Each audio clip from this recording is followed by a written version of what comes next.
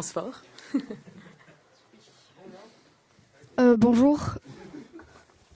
Bonjour à tous. Nous allons commencer par un discours par l'honorable Hermine Landry et nous allons passer par la suite à une période de questions.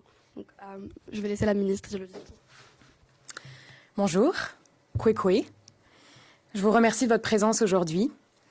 Je tiens tout d'abord à souligner que nous nous trouvons sur le territoire traditionnel non cédé du peuple algonquin Anishinaabe. Cela fait maintenant plusieurs années que le gouvernement fédéral s'est profondément engagé envers l'amélioration de la situation des communautés autochtones au Canada.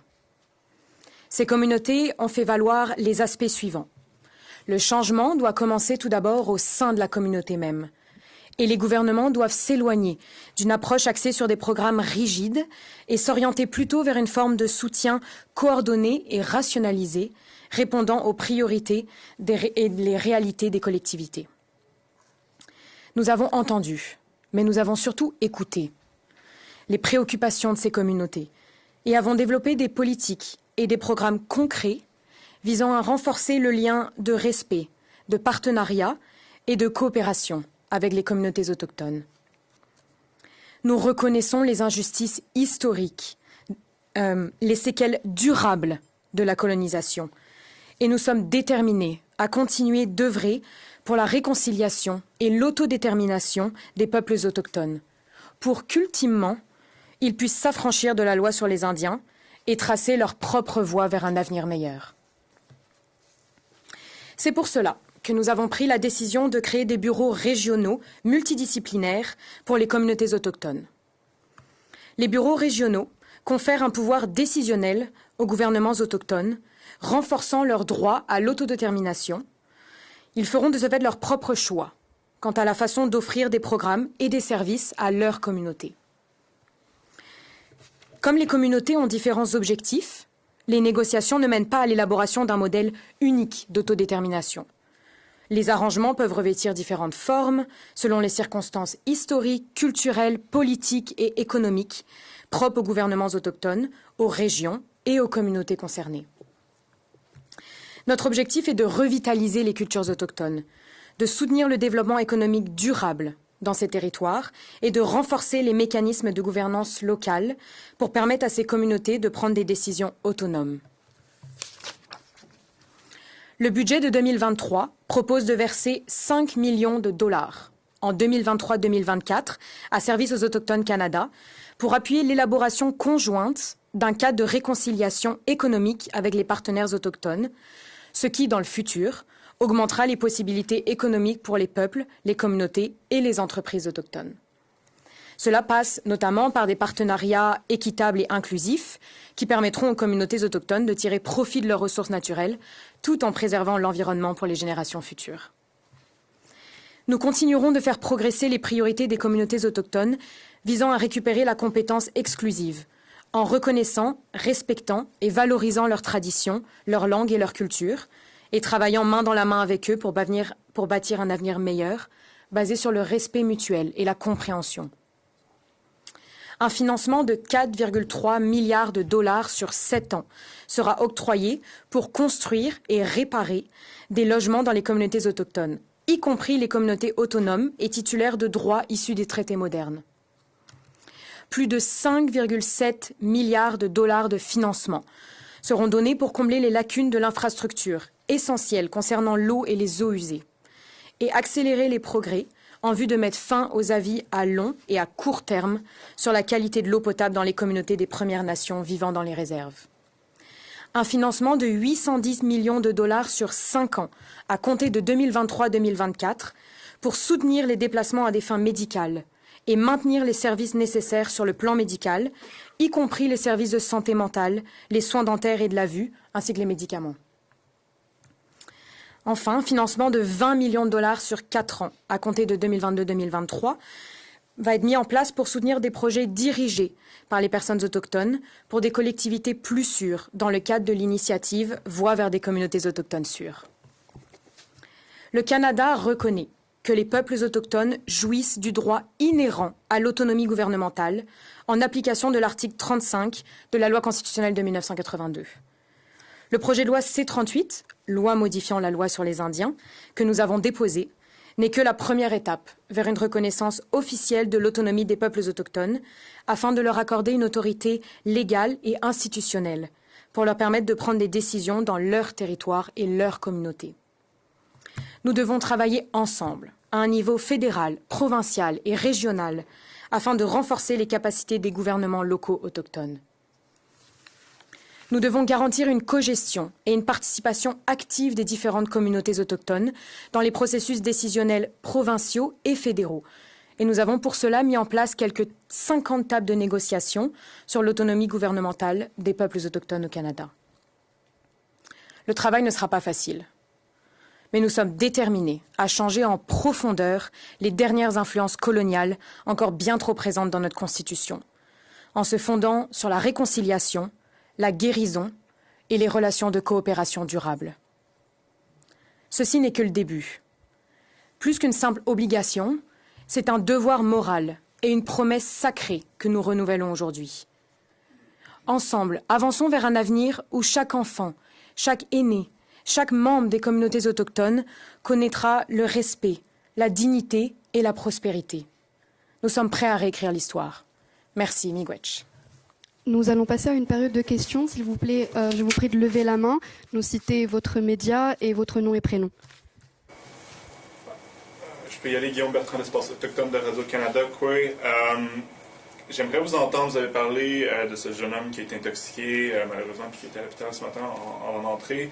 On avait votre collègue, le ministre de la Santé, qui était avec nous un peu plus tôt, puis qui dévoilait ce immense plan d'investissement en santé, mais jamais qu'il ne mentionnait les partenariats autochtones. Donc, j'aimerais vous entendre peut-être sur cette absence de son discours, de la question autochtone, mais également de qu'est-ce que vous faites pour adresser les problèmes de santé dans les réserves, mais également incluant les problèmes de consommation, là, comme on a vu malheureusement avec ce jeune homme qui n'était pas autochtone, mais vraiment on sait que c'est un problème dans les réserves.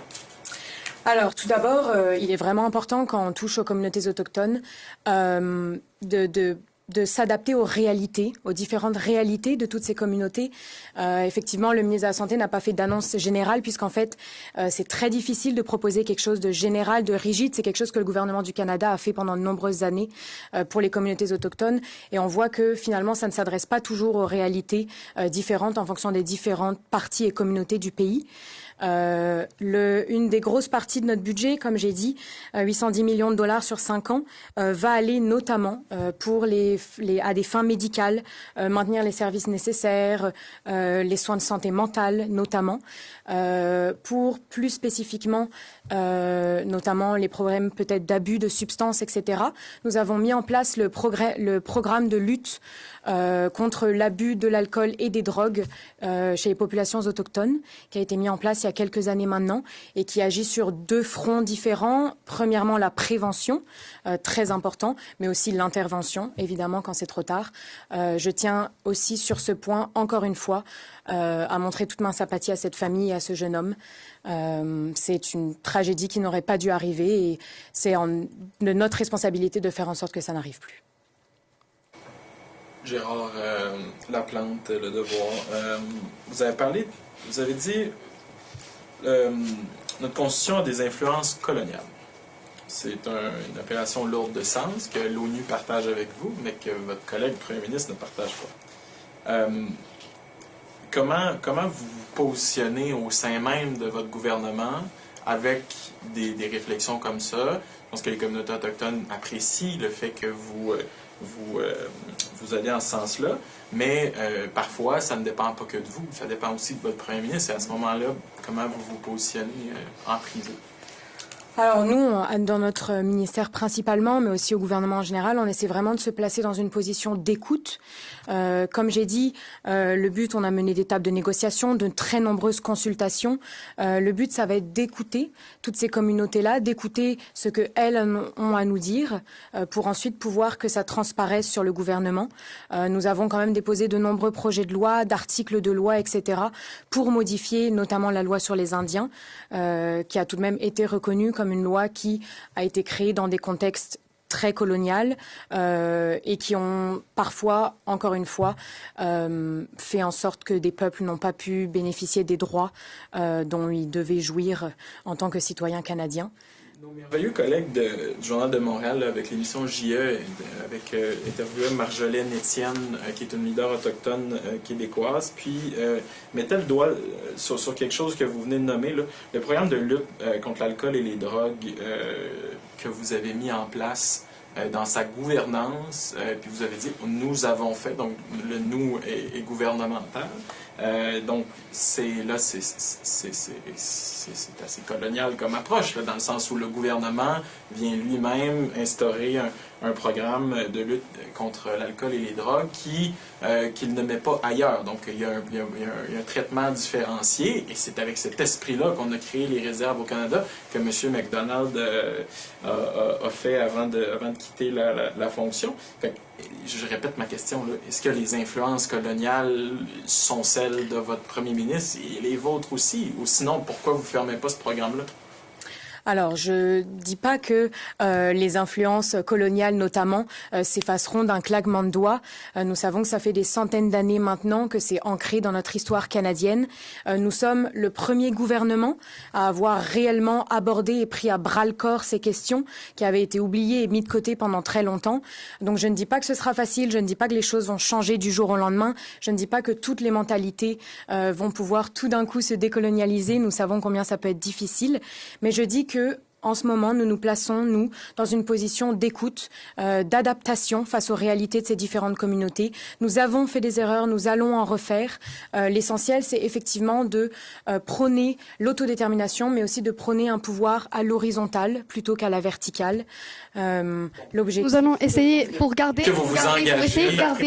On va essayer de donner la parole à tout le monde. On va essayer de donner, s'il vous plaît, la parole à tout le monde et donner plus de questions, s'il vous plaît. Merci beaucoup. Thomas Savard du Journal de Montréal. De toute façon, j'allais dire, Mme la ministre, je comprends pas tout dans votre annonce, mais je comprends pas plus les questions de mon collègue du Devoir tout le temps. Alors, ne vous battez pas, ne vous battez pas.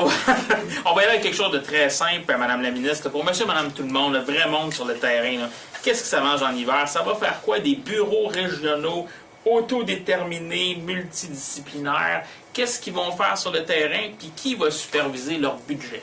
C'est de l'argent des taxes, là. Ça va faire que, justement, sur le terrain, au niveau local, ils n'auront pas besoin de se référer à de grandes institutions gouvernementales qui peuvent parfois prendre des années. Ça va faire que, sur le terrain, au niveau local, ils pourront aller dans ce bureau-là, adresser leurs problèmes, aussi variés soient-ils, et qu'on puisse leur apporter une solution adaptée à leur réalité de tous les jours, comme vous dites, de qu'est-ce qu'ils mangent en hiver. Ce ne sera pas à une grande échelle canadienne, parfois un peu trop rigide, mais vraiment au sein de petites communautés qui sauront répondre très précisément à leurs besoins. Merci beaucoup pour votre temps, ce sera tout pour nous. Merci. Bonne journée. Merci. Merci. Au revoir.